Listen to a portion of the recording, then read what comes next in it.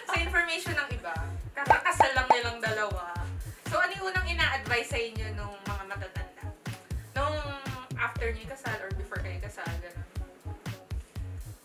Ako, as in habang ongoing pa yung Kasal? ceremony, yung reception, people were already saying na, huy, bilisan nyo na, mag-anak na kayo, damihan nyo, ganun. Yun yung overwhelming na parang kadikit ng best wishes. Sobrang Kailan kayo mag-aanak? Tapos parang 1 week after, may laman na ba yan? Minsan pa, may somebody who touched my tummy na parang, may Wait? little ember na ba dyan? Tapos I'm like, Wait, ba't little ever? Ba't di little Kaya ko? nga.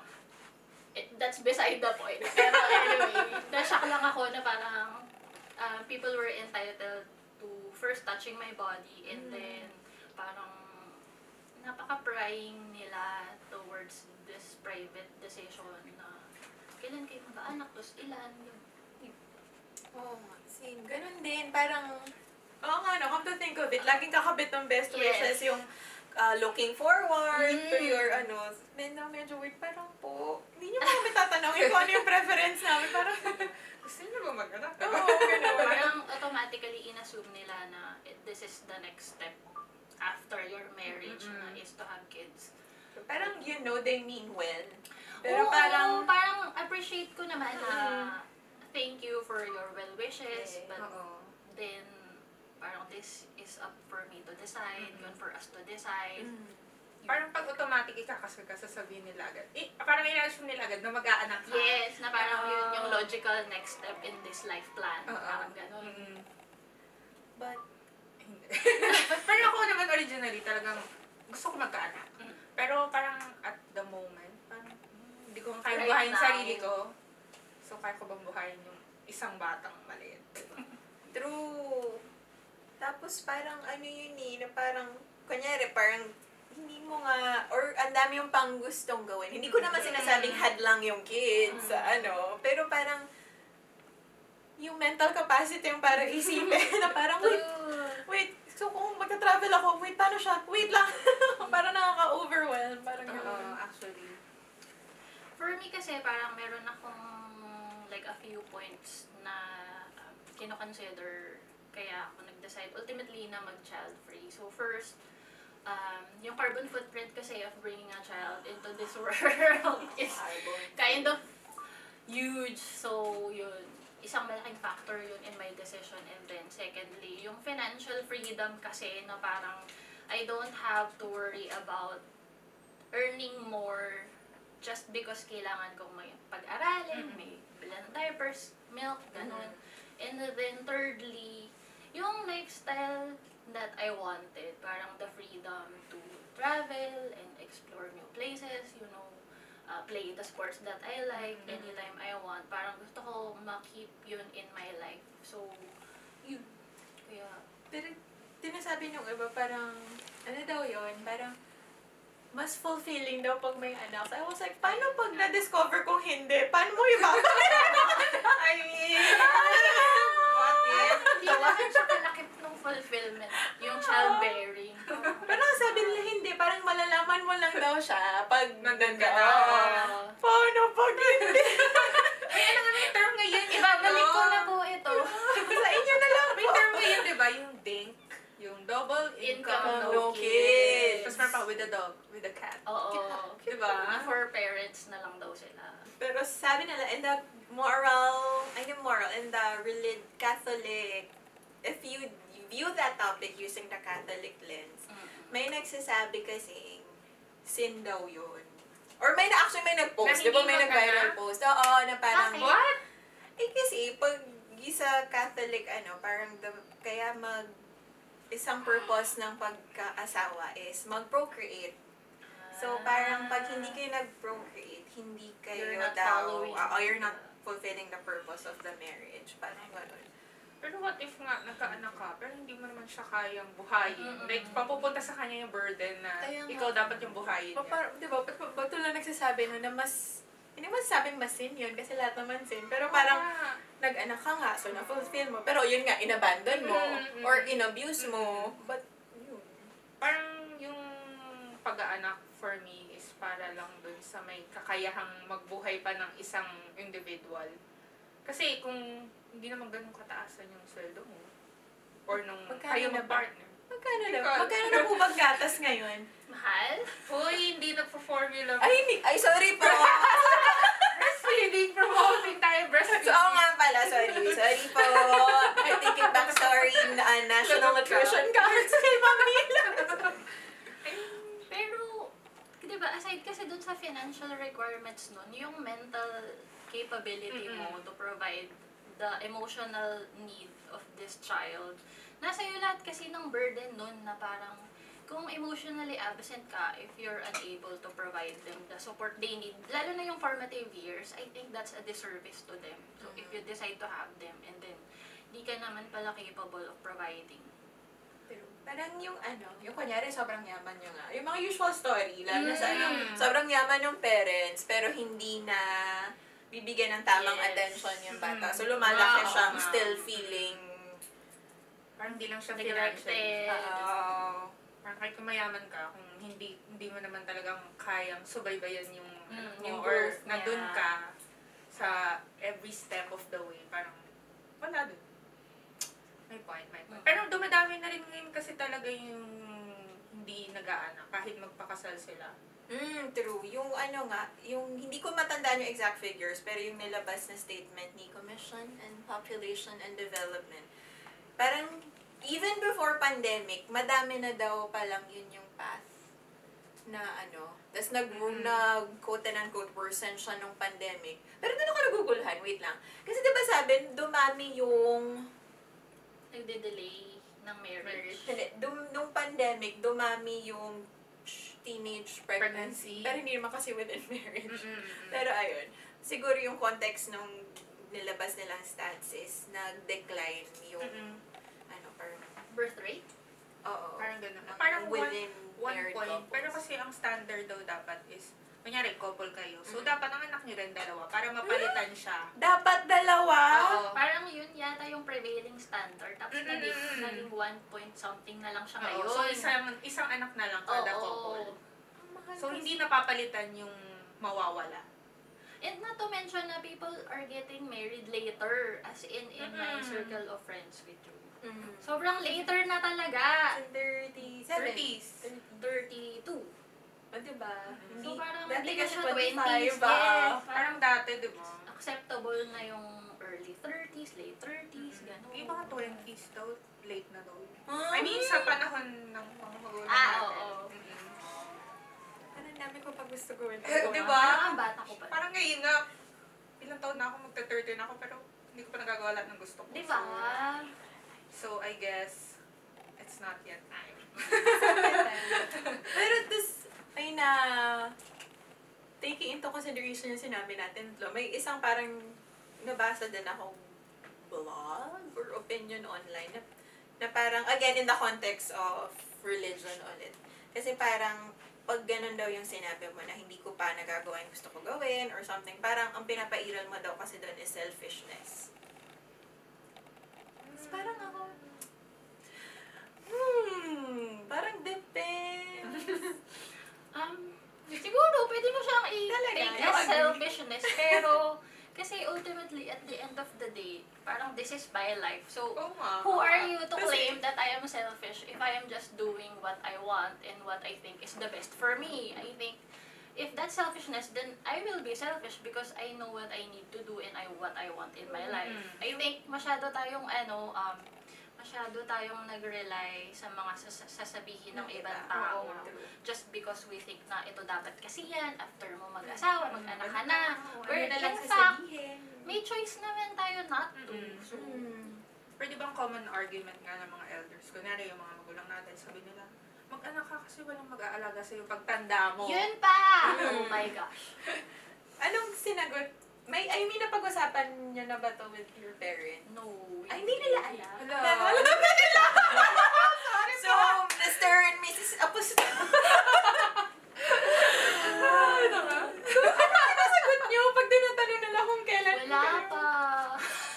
Talaga? Di ba may pinaputol silang puno? Or iba yun? Sa kasal ba yun? Kasal yun. Baka may patuloy na naman silang puno. Hindi, sa kasal nga yung puno. Kasal na siya. So, Kasal yung puno. Parang ang sad nga kasi parang yun nga. Gusto ko naman pasahin yung parents ko but also at the end of the day, I will be responsible for taking care of this human. So, sorry. Saka di ba yung ano yun, alagaan ka parang gagawin mo silang investment. Yung anak mo, di ba? Di ba yun yung mostly nga yung mga nagte-trend ngayon? Parang may recently na, pero mabanggit ng artista. Pwede naman. Si Danny Barreto, Si Danny. parang sinabi niya na Hindi obligation. Oo, hindi obligation na alagaan ng anak yung magulang nila. Mhm. Pero kasi, parang, kung ikaw naman, kunyari, anak ako, syempre gusto kong bigyan, parang voluntary din kang Mhm. tutulong sa parents mo. Oo naman. Diba? Pero parang, kasi technically, totoo, Mm-mm. technically without all the other aspects to it, hindi naman siya walang batas na nagsasabing kailangan mo. Tumulong. Oo, di ba? Wala. Or Oo, hindi there's siya, societal hindi siya pressure. obligation. I mean, Parang expectation lang siya ng society sa'yo. pero like ako personally, parang hindi ko kayang gawin na hindi. Parang, I can never. Oo. Parang tutulong ka pa rin naman eh. Pero yung iba kasi, diba, parang, ano na sila, breadwinner, parang ganyan.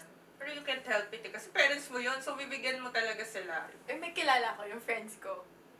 Magkakapatid sila. Tapos sa bahay nila, may family tax. Like, required. Hello, alam ko kilala niyo kung sino kayo, but I won't mention. Exposed. Required sila, pag working na sila, magbigay ng part of their sweldo sa, for the operational expenses. Of the family. Kung nakatira sila doon. Regardless. So, may ganon. I think unfair yun. Kasi, yun, dapat voluntary ka out of the goodness of your heart and your love for your family to support them. Pero, for a parent to require their children to keep them alive, parang hindi ako. Or to ganon ba? It does not sit well with you. Pag kunyari sa'yo ginawa. Na parang, oo, nagsusupport ako sa parents ko because I want to, not Hindi because kailangan. they will not survive without me. Actually. Parang yun din, parang going back dun sa pagiging childless, parang ang hirap mag-anak talaga if you're not financially ready. Kasi yung burden, mag-end up talaga dun sa anak mo. Diba? Kasi ako growing up, yung parents ko financially stable sila. So, ayokong hindi yun maranasan nung magiging future anak ko. So, kaya I'm working hard para, siguro, hindi ko alam kung kailan magiging financially stable, but ayun, pero feel ko matagal pa siya kasi madami pa akong gustong tapusin. Nag-aaral pa ako, di ba? Tapos may mga gusto pa akong puntahan. So, yun, magiging selfish, but para sa sarili ko yun. Tapos yung, ano yun, parang sabi nila, pag ganun nga daw, na parang dam pang gustong gawin. Ang sinasabi naman, ang rebuttal ng iba, na parang, hindi, pag nandiyan na yun, magagawan mo na ng paraan. Ayoko nung concept na yun na walang plan.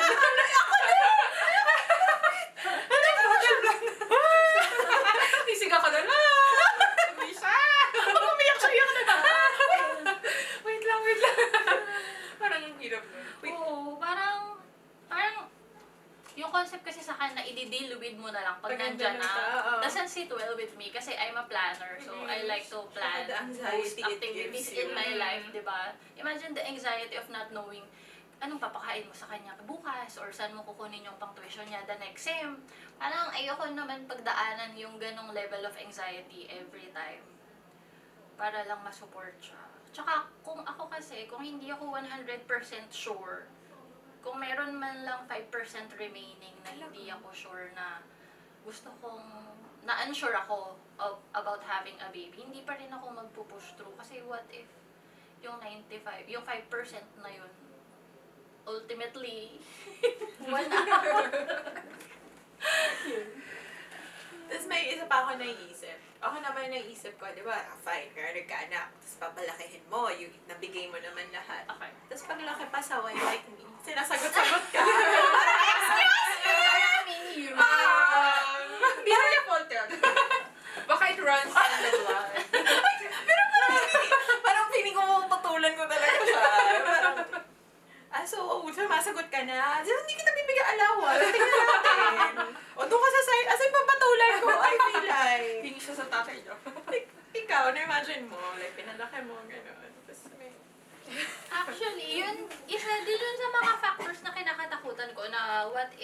natutuhan ng batang to lahat ng bad qualities that I don't want to pass on. I'm like, anong gagawin ko pag lumabas na yung trait na ganito at yung ganito?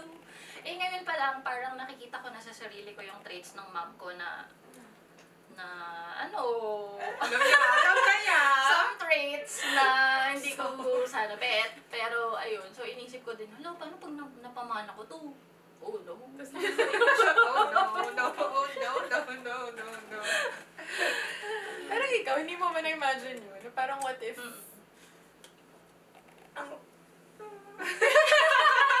Madami rin akong bad trait, so parang... Hindi knowing us three, Acceptance. mapagpatol kasi tayo eh. O, hindi naman ako mapagpatol. Sorry. Excuse me. For yourself na. Sorry. Parang acceptance. Ay, wala ka na magagawa doon. Diba? Wala ka magagawa. Ganun siya. Part of life. Oo, part of life. Sabi ko Accepted. as in super supportive mom, yung nurturing. Go sis, ganun. Ay, Go sis! Gusto ko mag-apply na maging anak ni Jella. Akala ko mag-apply ng... Joke lang. Baka maging R90 ko. So, anong sinasagot? Di ba ang awkward? Awkward, ang hirap. Parang ayaw mo magsabihin na straight no. Hindi namin balak mag-anak. May times, sinasabi ko na kasi pagod na ako mag-ano. Pero ito, Explain. kasi Oo. diba, ayaw niya magkaanak. Pero yung partners nyo, Gusto nila. Diba? So, paano sila kinonvince? Bakit? Yung mga anak. Sabagay. May point. Actually, yung regret ko yun, na hindi ko yun binring up early on sa relationship na. Kailan lang niya nalaman? Nung engaged na kami, doon na nag-come up yung... Di ba? Wait, Di ba parang alam mo prior niya? nun? Pero Kami alam na. ambivalent pa kasi ako noon. Pero after engagement, doon na talaga siya naging final Singkins na, ako. oo, na walang maging little ever. Little Or or Jomai. So yun, so nalungkot siya. Tapos, pero ngayon, I think, day by day, nakikita niya naman yung merits of having a child-free lifestyle. Kasi minsan, he would turn to me and say na, uy, buti na lang, hindi tayo mag-aanak kasi, yun, tapos less pa yung financial pressure on us. Kasi we're both still supporting our parents hanggang ngayon. So, having a child would factor in that. So, sobrang dito parang hindi mo na alam, like, liliitan mo ba yung support na Di ba? parents? Yes, Oo may, nga. like, So, anong sinasagot niyo kay Alam na nila. usually sinasabi lang namin na hindi pa kami ready. Ano ka magiging ready? Oo nga. Never. Pero mahirap din kasi yun nga, alam mo na they mean well, tas you don't want to put people down constantly. Tas ramdam mo yung dismay nila pag sinasabi mo na, hindi po kasi kami mag-ano. Tas malulungkot sila, tapos parang they feel bad for you. Kasi silinin ko comfort mo. Oo, parang ako hindi na ako na-feel bad kasi I decided to be child-free, pero all these people around me who want me to have this, parang, Sorry. Sorry. this is the best for me. Ayun. Pero ikaw, how do you tell people? Wala, ganun din. Same na parang wala pa po. Pero alam naman ata ni mother. Napapansin na niya. Na parang wala talaga kami Bala. Oo. Bakit kumain sa Bruce? Ay, sinabi ko niyo. Ay, Bruce. Support ako. Nagwala ka. Actually, nung first year, parang minsan na sasad, as in nasasad siya, na parang, ayaw mo, parang ako naman, I'll hire you, ayaya, ganun, I'll take care of everything. Ang argument ko pa rin. ang argument ko pa rin, ako pa rin yung magdadala ng 9 months. Parang hindi ko, ang hirap. Saka parang ang daming consequences. Well, hindi naman siguro tawag consequences. Ang daming... Results? Oo. Parang daming results ng pregnancy. Parang, di ba may iba nga na until lumaki ni anak nila, parang yung mental health pa rin nila hindi okay. So, I think madami siyang consequences. Hindi consequences. Madami kang kailangan Ripple i-give up. effects. Oo, madami kang kailangan i-give up. Pati Oo. yung body. Well, although yung iba maganda naman magbuntis, pero iba-iba naman kasi yung pregnancy. Para sa ibang Ikaw, tao. dahil willing ka naman magkaanak eventually, okay lang sa'yo yung yun. They're aware ka doon sa Changes. consequences. Body. Actually, alam mo, pag may nakakasama ko sa mga meetings ko na parents, parang lagi ko silang tinatanong kung gaano kasakit ng anak.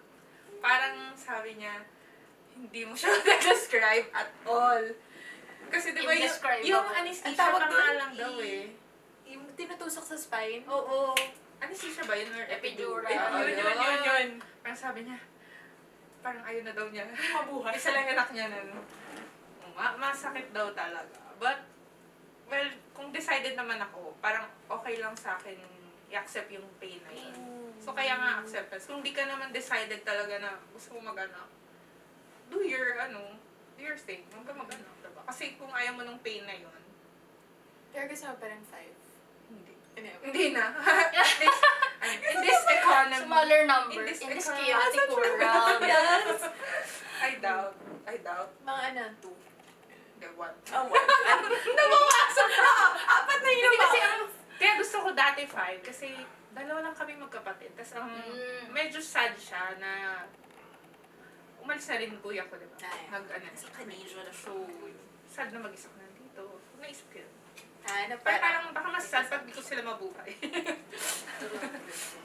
I think, yun nga, na-overlook yung fact ng effect nun sa body ng mother, tsaka sa mental health niya rin. Kasi I've read somewhere na nagsasuffer yung relationship ng wife and husband kapag nagkakaanak sila because, syempre, yung focus and attention nila will be on the child. So parang minsan nineglect na nila yung relationship nila with each other. So na-back burner yun for a few years until such time na maging self-reliant na yung child.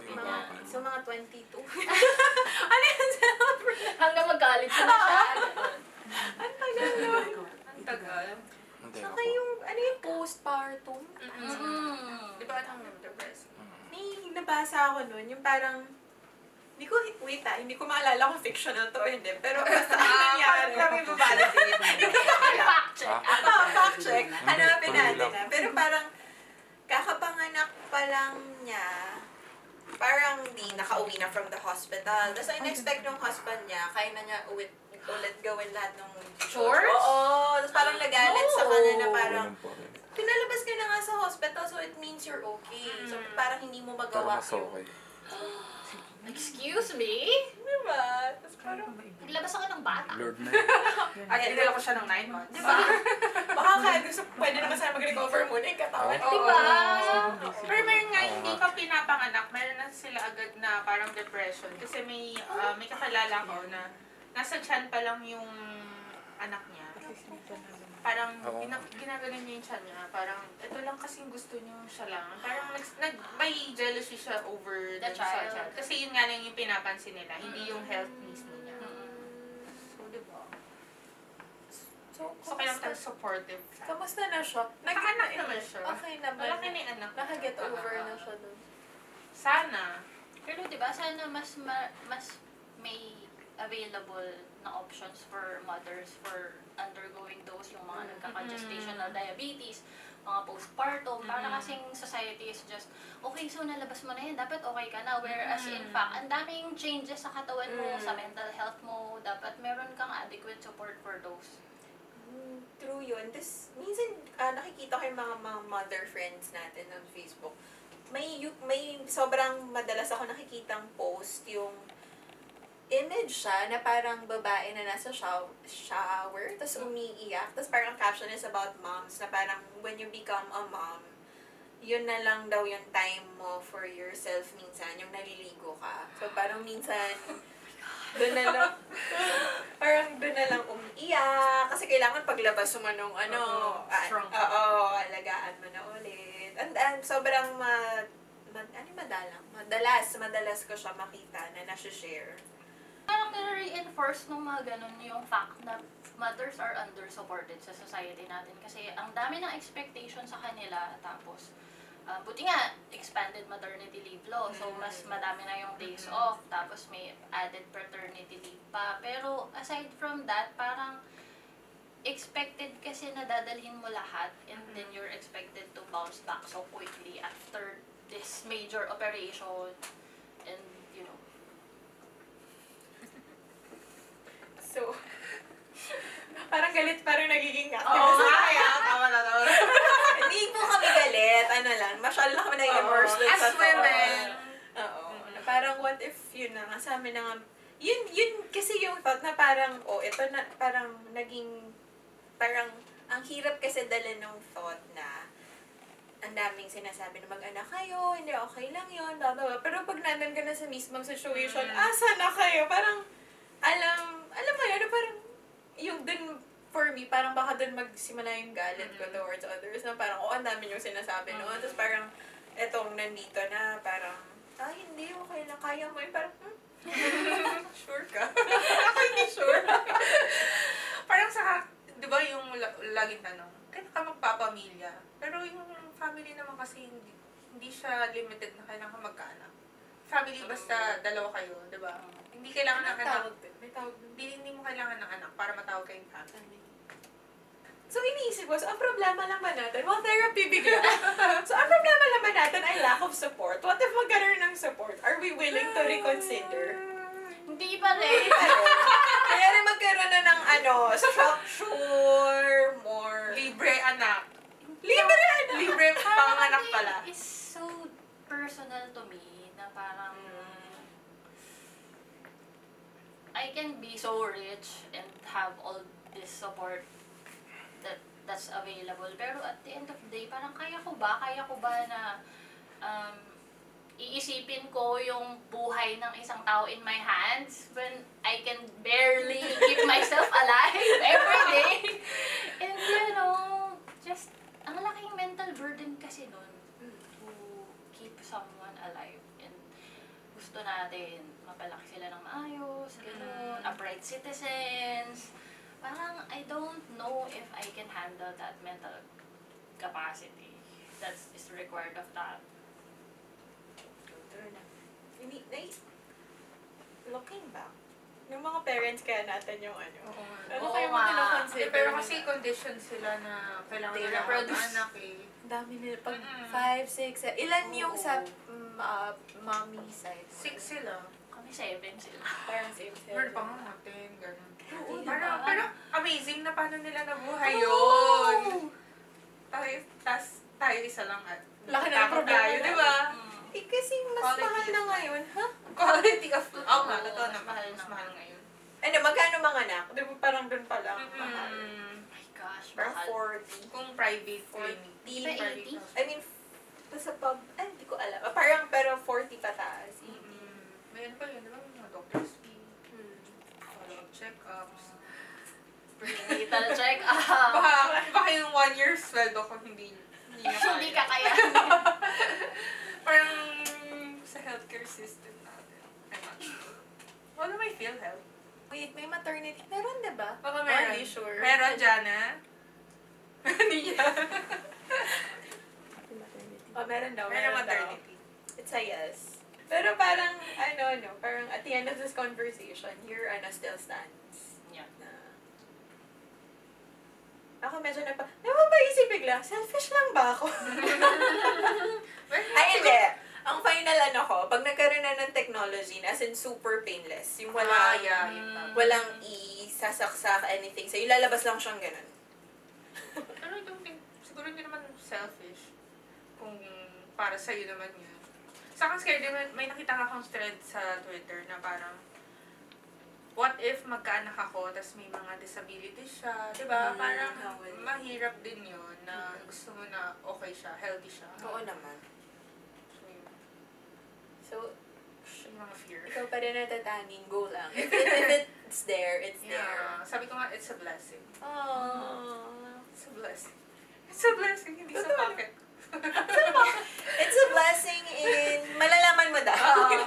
Hindi tayo sure. So, ano lang po, lahat ng sinabi namin dito ay personal opinion. Parang comment po kung ano yung opinions nyo din. So, Wala naman sabi, sorry ayun, yun lang. Paano ba Oo. nag-close ang podcast? Parang maalis na lang sila. Alis na lang Alis na lang kami. Bigla? Hindi ko sure. Sino ba nanonood ng podcast? I mean, nakikinig. Hanggang umpisa, hindi ko natatapos. As in, sobrang So, wala din mo itatapos dito. Baka hindi na importante yung outro. Iwanan nyo lang sila ng tanong. Ay, oo nga. Galing mo din. Sabi nga, galing talaga ni Jumalin. Saan yung tanong? Ayan, sige. So, sa mga lang daw, iwanan namin tanong. Ang tanong, tig-isa kami. Tig-isa kami.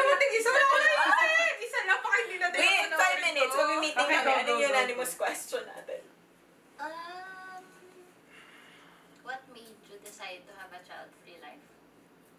Like, Or pero assuming na they decided. Oo nga. paano kung may child yung nanonood? Eh di, what made you want A child?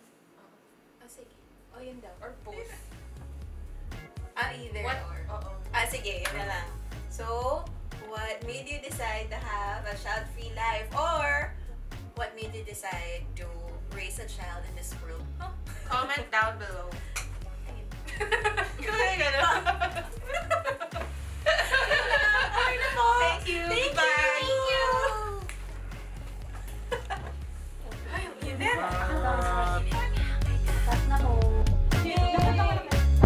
Lalakad kami.